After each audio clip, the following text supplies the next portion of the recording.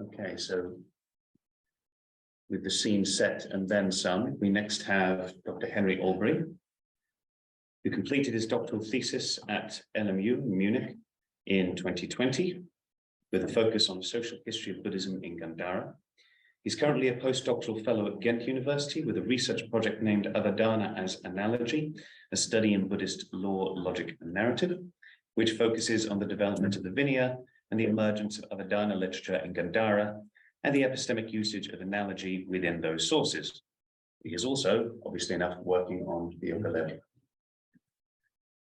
Yes, so thank you, Chris, for your introduction, and thank you to the organizers for inviting us to present some of our findings as part of our ongoing translation project on the Yoga level. So as we just saw from Constanza's presentation, this text presents something of a unique and highly vivid meditative experience, which is not merely visual, but also auditory in very significant ways.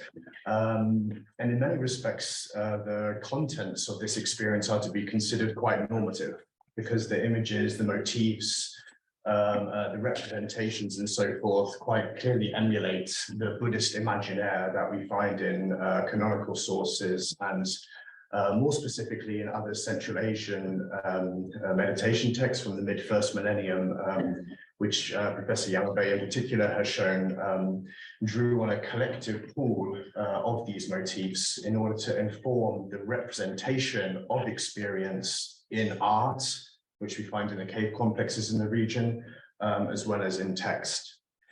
Now, Dieter Schlingloff, the text's first editor and translator, also pointed out that our text, that the Yoga level, conforms to the Sarvastivada doctrinal and cosmological vision of reality. But however culturally determined we may wish to see this experience, and however taxonomizable we may wish to regard it from the perspective of the Sarvastivada Abhidharma, the text has equally evaded any neat classification, and several other scholars have pointed to Mahayana, more recently Yogacara or Tantric elements within the text. And I think if we think about the context of Central Asia at this time, we have strong Sarvastivada and Mahayana contingents, and so the more recent views regarding the text is that the Yoga level is somewhat interposed between the Sarvastivada and the Mahayana. So today I wanted to explore this particular question a little bit further and hopefully nuance it in certain regards. So I will do so by considering 5 formulae which preface each of the 4 immeasurables of loving kindness, compassion, sympathetic joy, and equanimity. Now, we have identified several parallels for these formulae in the 3 Chinese translations of the Vibhāṣā, as well as in a bodhisattva-inclined work called the Maitreya Paripucca Upadesha, which is a 6th century Chinese translation as well, made by Bodhiruchi. Now, these parallels are significant for many reasons. First of all, from a philological perspective, they have enabled us to reconstruct these sections of the manuscript, which are highly fragmentary. And they pose many problems to Dieter Schlingloff. And we've been able to improve upon his reconstructions in several important regards. But they are also important because they enable us for the first time to situate a meditative manual quite firmly within a specific philosophical tradition, namely the Vaibhashika tradition. And in particular, to explore that long-standing question in scholarship concerning the relationship between scholasticism, Abhidharma, and practice. Now, the purpose of these formulae is to define the ontology and the phenomenology of the immeasurables. So with this presentation, I'll first just give a brief overview of the immeasurables, and then I'll turn to consider how this phenomenological complex is represented through these 5 formulae, and then reflect a little bit on how it is then instantiated in the practice itself. I should probably add that this is a little work in progress, and forgive me for some of the technicalities of the Abhidharma, of course. If there is time, which perhaps there's not, considering we're running a little bit late, I would then like to consider how the text diverges from the Vaibhashika position in light of this, of the parallels we find in the Maitreya Paripracha Upadesha. But perhaps we can leave this for another occasion. So each of the immeasurables is structured in a very particular way. You have a preface detailing the doctrinal elements, and then thereafter the practice is described. So the preface provides a prayoga nidesha, an instruction in the practice, and it enumerates a list of counter agents and mental foci on specific modes and intentions. Now, these practices are described as anantara, contiguous, meaning they are to be practiced immediately after one another. And this is for a very specific reason, according to the Vibhāṣā, which has a lengthy commentary on this notion of anantara. And it namely says that when one practices loving kindness, one uses adimukti, imagination, to focus one's intention on conferring pleasure on other sentient beings. Once one has done this, and only when one has done that, can one focus one's intention on removing the suffering of sentient beings.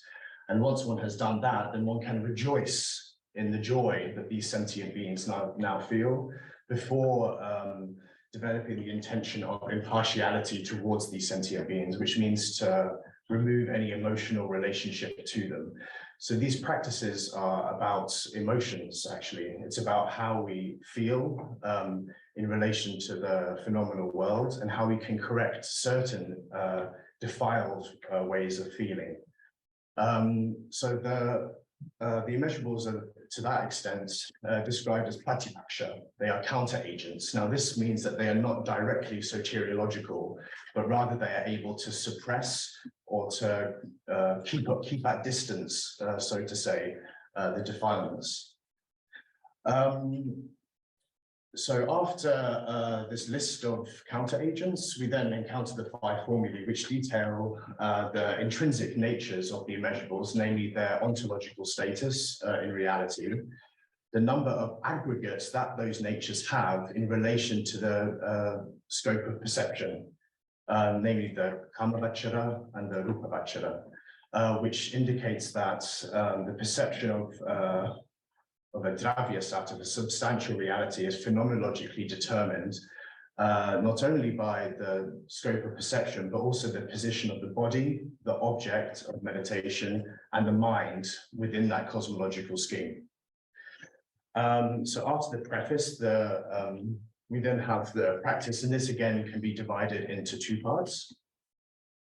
So in the first, the practitioner takes 7 kinds of sentient beings as the object of imagination via a mode and an intention. So in this context, the 7 kinds of sentient beings are a friend, neutral, and enemy, with the former and the latter divided into strong, moderate, or weak.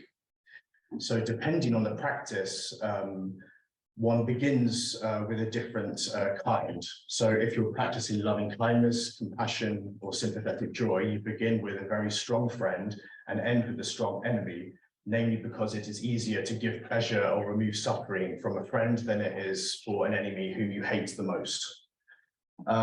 Whereas in the practice of equanimity, you begin with a neutral figure, and then you end with a strong enemy.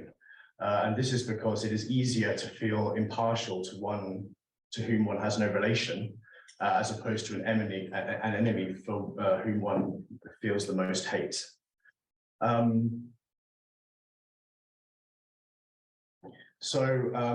The purpose of this stage of practice is to reach a point where all of these kinds are no longer distinguished, and one establishes the category of sarvasattva as this sort of mass of all sentient beings as the object. And this is described in the Vibhāṣā as if generally observing a forest.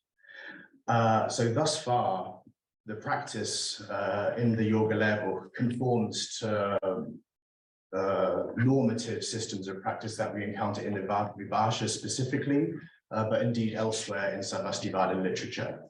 But after this point, we see a significant departure from any known description in a Abhidharma compendium regarding meditative practice. So now the practitioner is described as having a developed intention and to have an immersed thought in the particular immeasurable. And as Constanza has already described, we then encounter the structure and various phenomena such as streams of milk, rays of light, lotus flowers. They appear, spread horizontally to the Mahachakravada mountains on the horizontal plane, and then vertically to the pole at the top, which is Aganishta heaven, and the pole at the bottom, which is Avicii hell. They are eventually suppressed back within the body.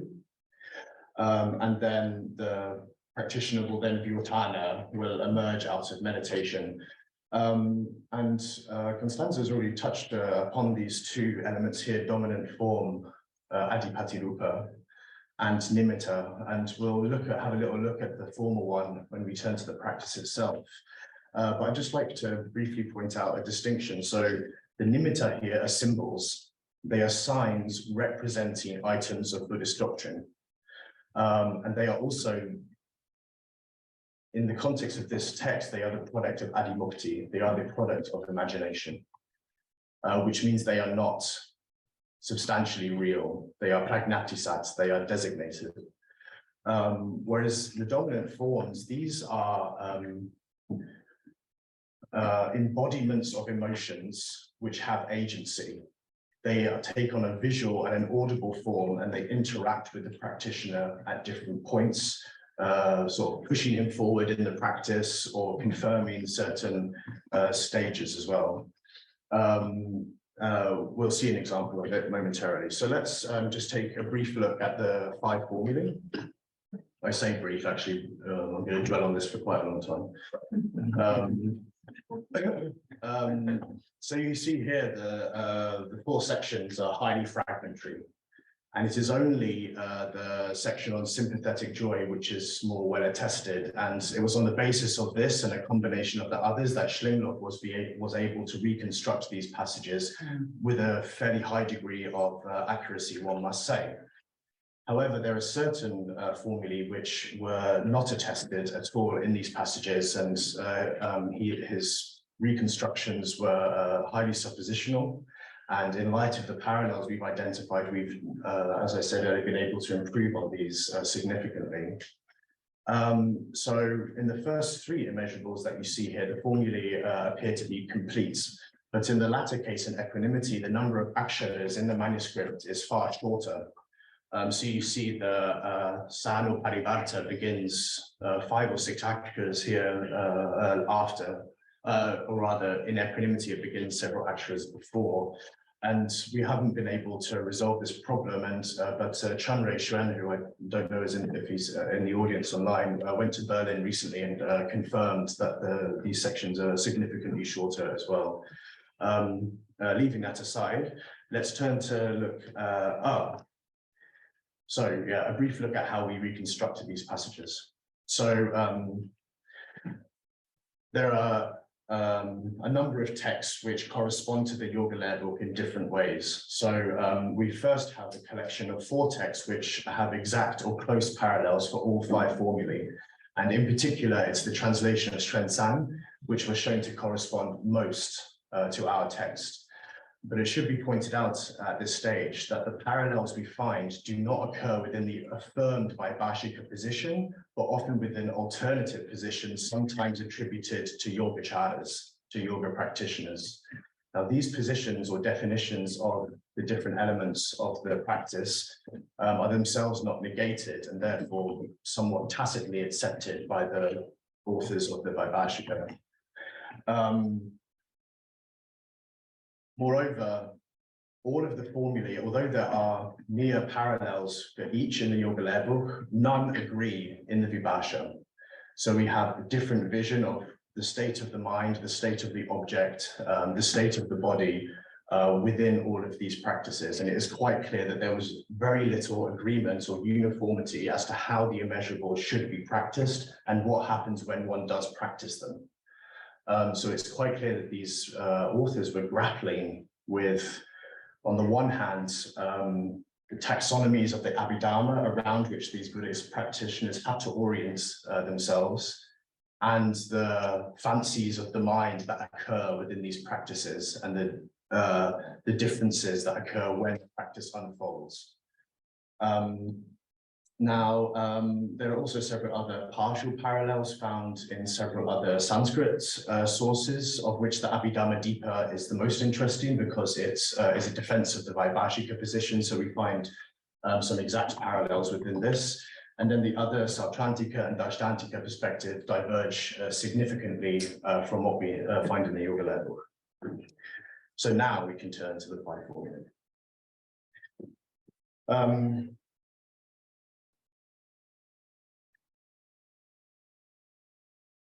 So let's just read this passage.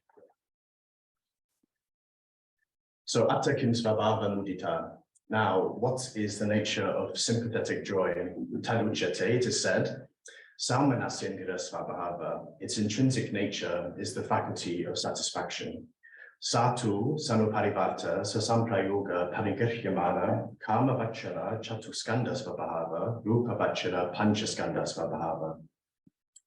So when it is taken together with an accompaniment and an association, its intrinsic nature is 4 aggregates belonging to the sphere of sensuality, or its intrinsic nature is 5 aggregates belonging to the sphere of fine materiality. Ashraya kamadattvashraya, in respect to the basis, its basis, i.e. the body, is in the sphere of sensuality. Alambane kamadatvalambana, in respect to the object, its object is in the sphere of sensuality. Bhumita kamadato dhyana dvayecha tatra samanasyendira sadbhavat. As regards the stages, it is the sphere of sensuality and the first 2 absorptions, because there the faculty of gladness has an actual existence. So as you can see, these 5 formulae define the phenomenological complex of the immeasurable meditations. They open by defining the immeasurables in terms of their svabhava, indicating here that we are dealing with a Vaibhashika position which affirms the ontological reality of these emotions. But after that, we find that the text, that this nature is further determined by the number of aggregates it has in relation to the sphere, its relation to the body, the object, as well as the mental stages of the practitioner. So the intrinsic nature, namely, is only practiced at 3 stages, the karma dhatu and the first 2 absorptions. And this is because when one leaves the second absorption, then there is no longer the sensation of priti with which saumanasya is associated.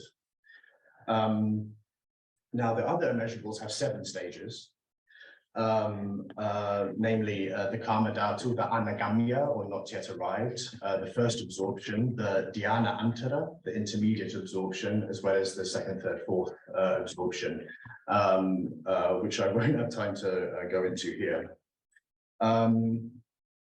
So the intrinsic nature, depending on where the mind is, namely if it's in the karma dhatu in the first or second absorption, has a different number of aggregates, namely 4 aggregates in the karma dhatu and 5 in the rupa dhatu. And this is because when the mind enters the rupa dhatu, then emotions take on form. Emotions can be seen and they can be heard with the mind in meditation. And this is an important factor because what happens is that the emotions are reified, and the senses that appear to reach out the most, how we hear and how we see, grasp these otherwise imperceivable objects as a subtle material form of rupa prasada. And this is attributed to the force of adimukti. Adimukti is also, it's the resolution, it's the intention one has towards an object. So one perceives an object in a particular way. But it also produces such forces as the divine eye, the divine ear, which enables one to see through walls, to see at great distances, to see behind the body without turning around. And these are all features that we encounter in the Yoga Layer book. So it's quite clear that we're dealing here with a high state of absorption in some cases.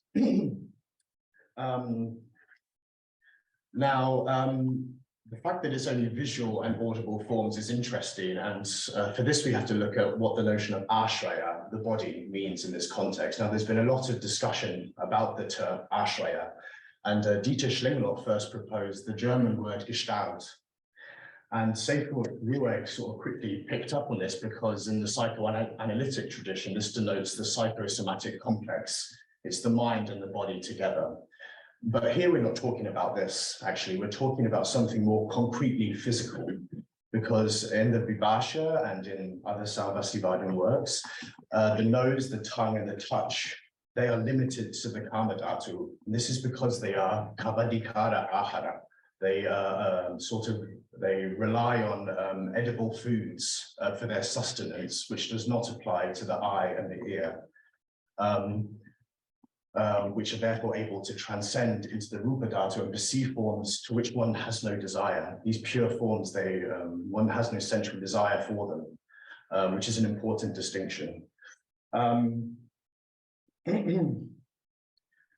Yes, so we also see that the object is in the sphere of sensuality. The object of the immeasurables is always sentient beings. And they are said to be in the sphere of sensuality because it is only there that they can experience suffering. So the immeasurables can only function with an object that is seen to be experiencing suffering.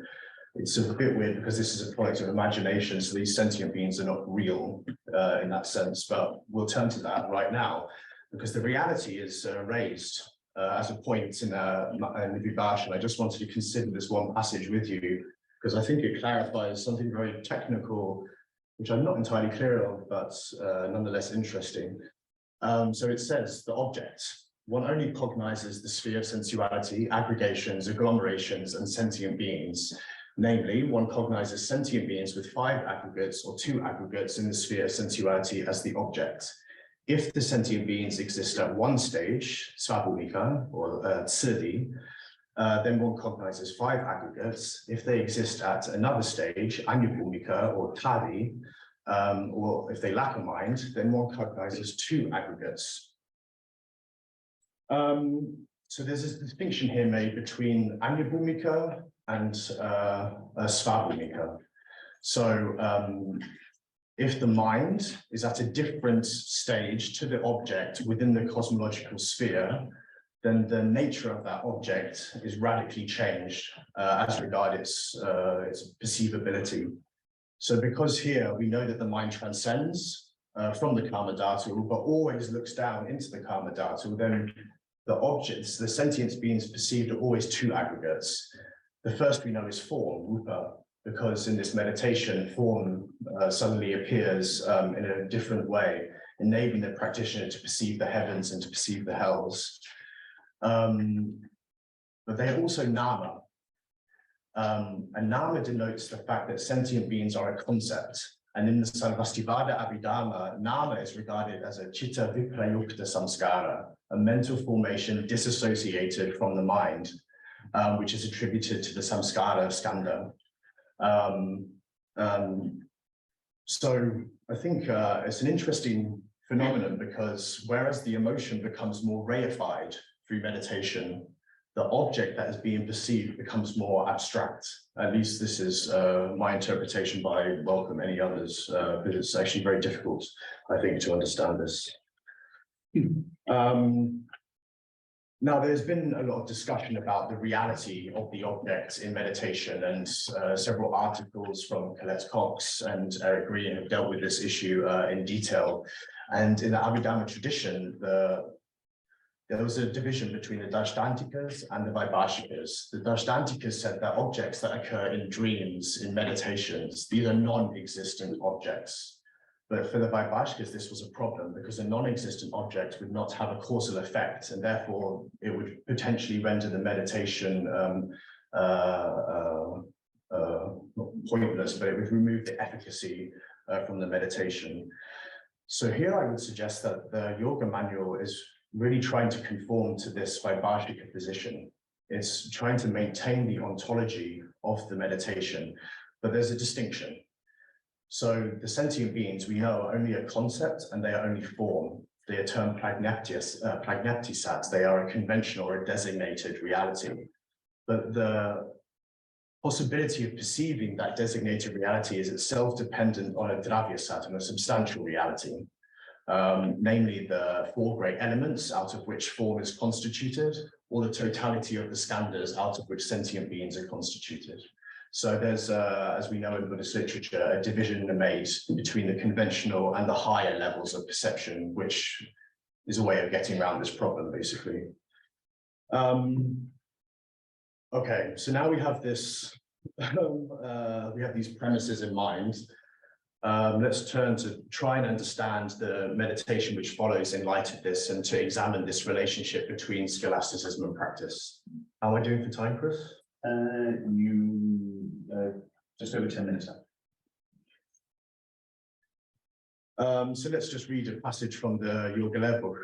So this is what immediately follows the 5 formulae that I just presented. So it should somehow unfold this phenomenology, so to say.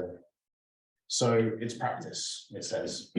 One is delighted by the pleasure of a very strong friend, in the same manner for a moderate and a weak friend, a neutral, and in the same manner one is delighted by the pleasure of a very strong enemy. Then, for one whose thought is bound fast to sympathetic joy and is imagining sentient beings according to these 3 kinds, the plakara, a lotus pond appears in one's heart, bedded with golden sand and filled with beryl stalks, golden lotuses covered with jewels. One sees sentient beings sat atop them, decorated with various ornaments, delighted. For one who has likewise seen the entire earth, delight arises, and having the mode of enjoying one wishes, may all sentient beings be joyful. Further, for one whose thought is immersed in the practice of sympathetic joy, an ocean of sentient beings affected by manifold pleasures appears before oneself. Something is decorated like wheel-turning rulers are seen. And from one's heart, a golden banner arises, and probably the golden banner goes out from the vertex, fills the entire world, releases a shower of various luxuries, and finally a shower of jewels. With this, the sentient beings do homage to the Buddha, the Dharma, and the Sangha. And in one's heart, a joyful woman of golden light arises, the dominant form of sympathetic joy. She encourages one, well done, it has become beautifully. In like manner, sentient beings in this world and the next are gratified with pleasure. Having seen as far as the paranirmita Vashabhautin gods who are pleasured by pleasure, delight arises. Having the mode of enjoying one wishes, may all sentient beings be joyful.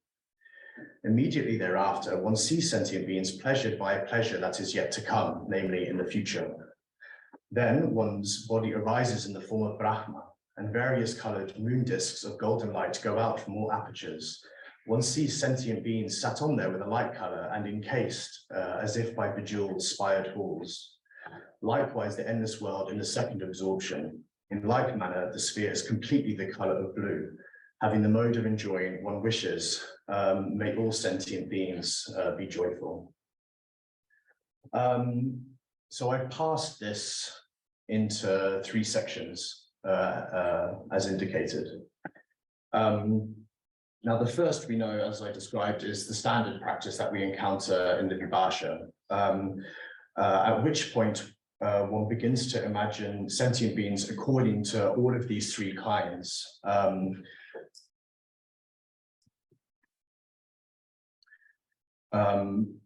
Which I have understood to pertain to the Karma Dhatu.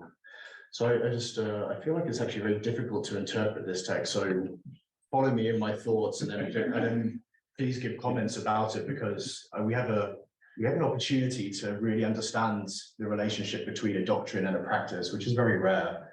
But I actually feel very uncertain about doing so. I'll continue.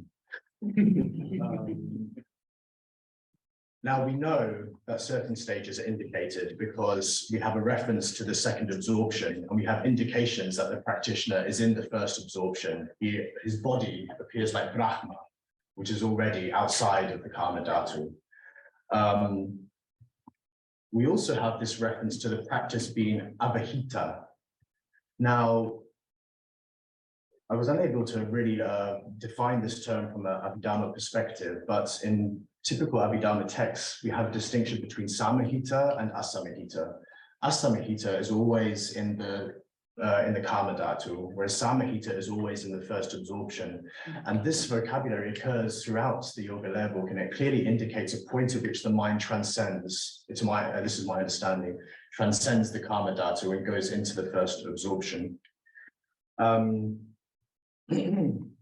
Now, we also see a conformity with the object. We saw in the formula that the object is always in the Kama Dhatu, and here the limit of the meditation is the Parinirmita Vashavantin gods, which occupy the heaven, the uppermost heaven of the Kama Dhatu. So there is an attempt here to actually follow the structures that we observe in these formulae, and this is encountered elsewhere in the yoga level. At no point does the mind ever go beyond the fourth absorption, and at no point does the object to which the intention of the immeasurable is applied go beyond the Kama Dhatu.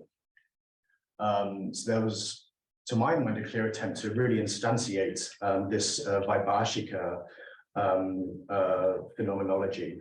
Now, of course, we also have here the Adipati Rupa, where the emotion itself takes on a visual and an audible form and encourages here the practitioner by saying the practice is going beautifully. This pattern is also found in many of the immeasurables, with many emotions represented. So shame, remorse, compassion, all of these have their own Adipati Rupa. They have their own reified visual and audible form in meditation. Okay, so I think I won't go into how the text departs, and I won't consider the parallels of the Maitreya Pariplucha Upadesha, because it's more technicalities about the samskaras and the rupas of the objects, which is interesting, but Professor Yamabe, I know, will probably go more into the Mahayana aspects with his presentation, and these are more exciting in this regard than the example I have. So just, by way of conclusion, I would suggest here with the Yoga Layer book that we have a Vaibhashika mode of meditation. Now, Professor Yamabe has argued elsewhere, or tentatively suggested elsewhere, that there are many of these meditation manuals are based on Dashtantika traditions of the Sarvastivadin school. So I think here we have something of a quite different kind, and many of the Guanjing and the Chanjing potentially could be Dashtantika, but this is something else.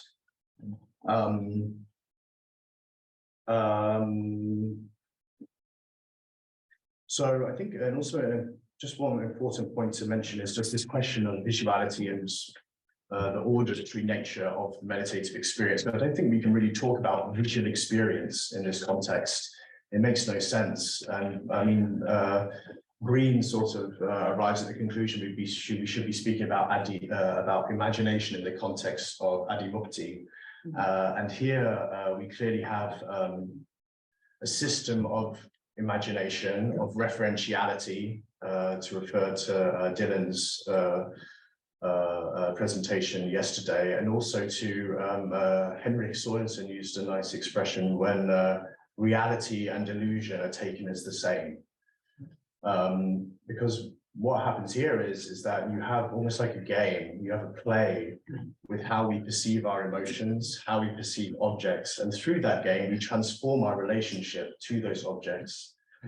Now, this is somewhat reminiscent of the Palatantra stage of Yogacara, and I don't want to go into this because, of course, the idealistic nature of that system of thought allows for this type of play in a very obvious way.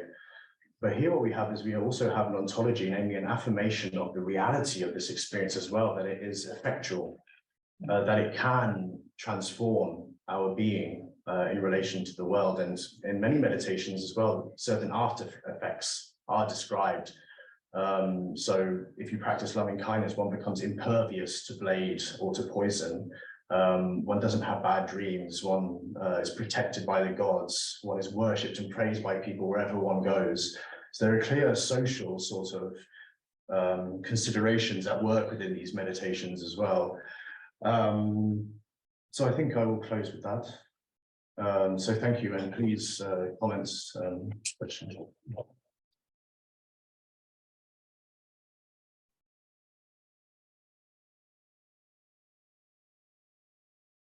Thank you very much. I'll get everyone back up on the screen. We obviously run over into our break a little bit, but with very good pause. So in the room, first of all, any questions? Yeah. Thank you very much. So thank you very much for your very, very insightful and thought-provoking presentation. But I'm not trying to make a question. Instead, I am trying to make a comment. To sort it together. The problem, there's some confusion with regards to Kama Dhatu, Rupa Dhatu, Arupa Dhatu, and finally Nibbana. So basically, I'm coming from Theravada Buddhist tradition, so in accordance with my practical experience of meditation, I would say there is a very succinct causal relation between Kama Dhatu, Rupa Dhatu, Arupa Dhatu, and ultimately Nibbana, because these all stages depend on our wholesome and unwholesome pores and defilements. For instance, in some sense, we are very, very heavier sentiments because of greed, hatred, and illusion. But when we are practicing compassion, loving kindness, sympathetic joy, and equanimity, we are losing our weight, but not physical, but mental. The mental weight, we can typically lose our weight. Then we are gradually becoming very, very luminous and very reflective being. So Kama Dhatu is the very primary level, then Rupa Dhatu, Arupa Dhatu, then Nibbana is the accomplishment, the enlightenment, which is slightly incisive and unable to fully explain using some theoretical frames. But unfortunately, confusion comes to us because when we try to scratch the surface using our theoretical understanding, then conversely, I would suggest to human beings to come to more down-to-earth practice.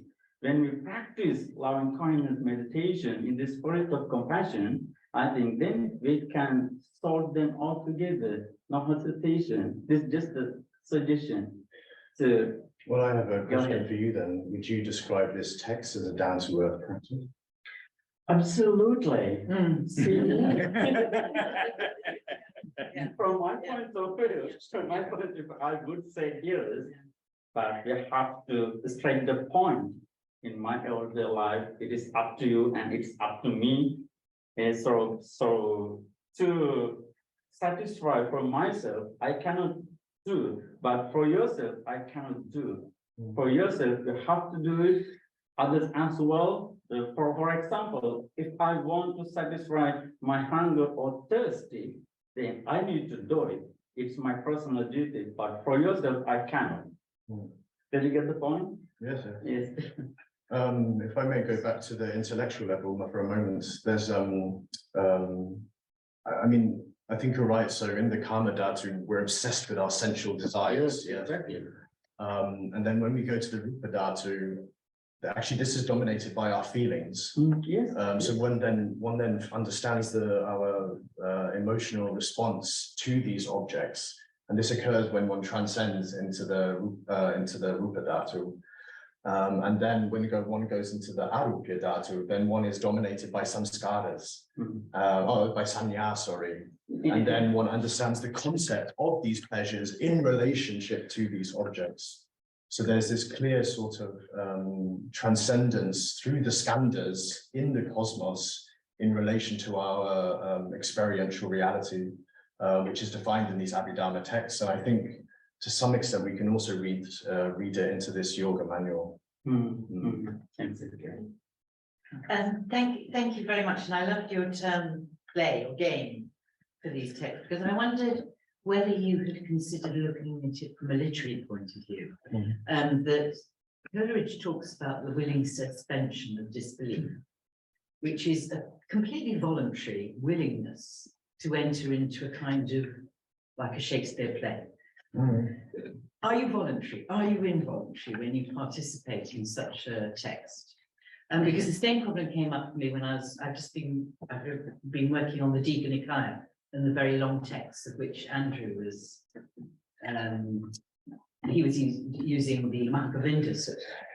And these are like long guided exercises where in a way you don't, they're bhavana, but they're not a formal practice in the sense you're going to sit and do a visualization. They're not a pure philosophy in the sense of something cerebral. They're sort of weaving a play of these elements and you're just enjoying it. Because I read that and from a literary point of view, I'm afraid that's what overrides everything for me. It's just very beautiful. And I think the key, oddly enough, is in the gods who are mentioned there, the paranimitive, and the ones that border between the Brahma and the sense sphere, because they play with nimitans. And that's what I enjoyed so much about the text. And I wondered if you'd considered looking at it from just a purely literary point of view, because I think anybody who comes from that discipline, as I do not know other people in it, would just say, well, isn't that wonderful text with which to engage? Because it weaves them with a kind of enjoyment. I hadn't. I mean, we've had discussions about the narrative aspects of the text, and I haven't really thought carefully enough, I would say, about the narrativity of experience as it pertains to meditation. And why, because I think we think in narratives. Yes. I'm willing to accept this. But how do we play with this in meditation? I don't know. But I think the notion of play is very interesting because it's a question of the map and the territory. I mean, Gregory Bateson has written a lot on play and has inspired sort of various psychologists like Leslie and so forth, who have explored the notion of pretense and how the mind is able to create different spheres of perception that are simultaneous. One is a pretense frame, one is a regular frame. But it's also very difficult to speak of that here because we're not just dealing with the game of play. This is a reality because the map, which we use to interpret the territory of experience in meditation, is provided by the Abhidharma. Yes, but that's why I think we need to look closely at literary analysis of the text, because it will be doing, I mean, Andrew spoke about that very well yesterday with the sadhana sort of structure there. You need to look at what it's doing within the text from a narrative point of view to see that process actually working out through the story. You know, yes, that it is something, I agree for it. This is weaving Abhidharma, and you need to, and the structure will reflect that. I mean, this is clear, like it's not written like a narrative, though. I mean, from a narrative. Present tense, isn't it? Yes, it's got this, and it happens. Yes, it's got a very light fluid, and I think Constanza brought that up very well. This lovely light fluidity it has. It isn't like do this, do that. Yes, exactly. Yeah. So it's, I mean, perlocutionary is perhaps the word then to describe it. It's a perlocutionary text. It suggests that we should do something without doing it, without saying that we should do it. Yes. Yeah. I don't know that word, but it sounds yes. So, yes. A feature of this is, it sounds like it. Yes. I mean, unless I'm misremembering, a feature of this is the sort of passivity of this. One isn't creating things out of it; they are coming into being. It's describing. It's not saying imagine this, create this, and emanate this thing. That thing happens. This thing follows. This thing comes out of that. But I saw Dylan. You translated skema in Tibetan with Pajate, and you said it's something more like a creation. Yes, generating or developing. Yeah, because in our text we always interpret Pajate in a very passive sense of something emerging or arising. And this is one of the key features for us that indicate the passivity of the experience, that it sort of unfolds rather than as being actively generated. Though no, I mean, I would never read it like this. But so I just With my memory of sadhana type things, there's it's the same verb, but there's a little bit more of you doing things. Whereas my memory of yours is it really does just seem like things are popping up. And then some other elements in tantric texts, although is upadhyate, it appears, it feels like the tantrika is still doing things to make them happen. I don't know, sorry.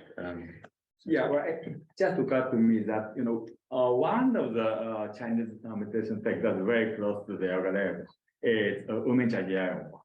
Yeah, and in the Immeasurable part, we found a dialogue between the disciple and the master does give instruction what to do next. Yeah, so maybe the yoga level is describing just the content of the, of vision and leaves out all the instruction part.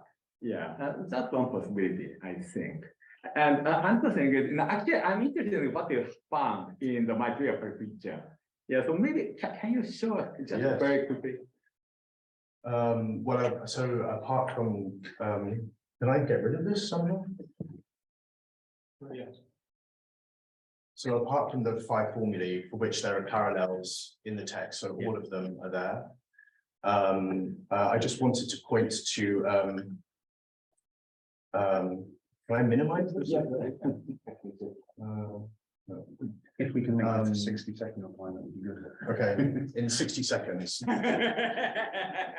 So certain texts like the Bodhisattva Formulae, Abhidharmamahāvibhāṣā, they propose a different form of immeasurables, namely not just a sattva alambana, but also a dharma alambana and an alambana and an alambana. And in all of these texts, the description of these different alambanas is different. So there's no agreement as to what these 3 Mahayana type meditations are. This is another version, which is only encountered as far as I was able to ascertain, but I didn't dig too deeply. We have this Dharma Alambana.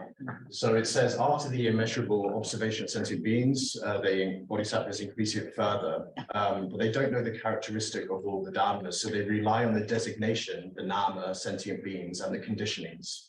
Now, the Maitreya Parikruta Upadesha assumes that when one perceives an object, it has 2 aggregates. So it agrees with this Vaibhashika position. It also assumes that one's mind is always in the Rupa Dhatu, never in the Kama Dhatu. And then I can send you my translation of this chapter of the text if you like.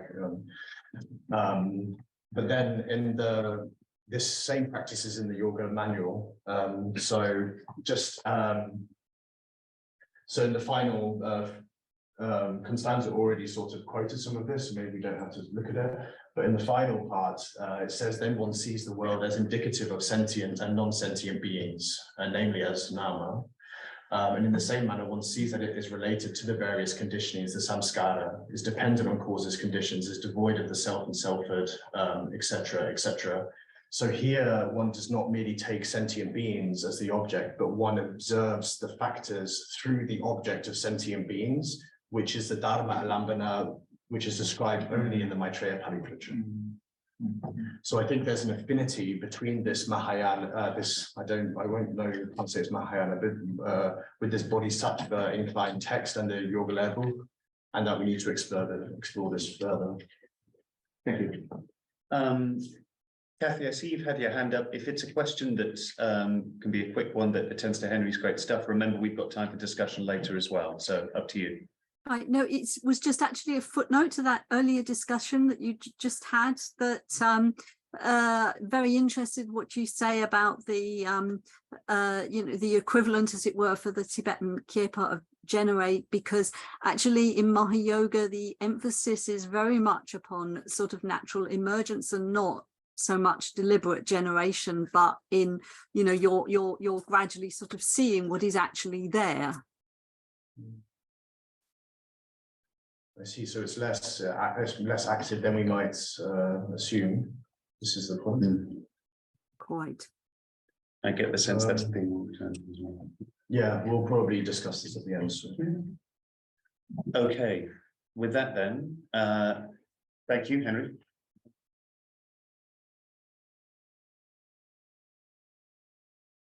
Thank you, everyone at home and here for your patience with our little technical hiccup earlier. We'll try and get back on schedule if that's okay. So we will now take a break for refreshments and be back here to kick off again at 11:45. Thanks very much. Please could chanters for this afternoon make your way to room 4 here. in about which charting system we're using.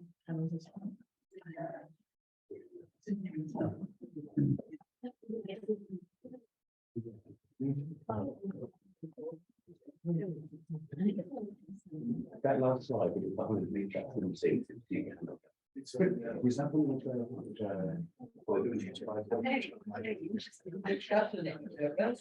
Can I just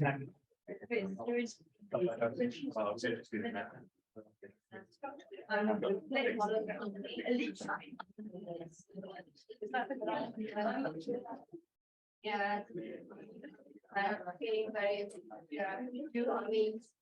No.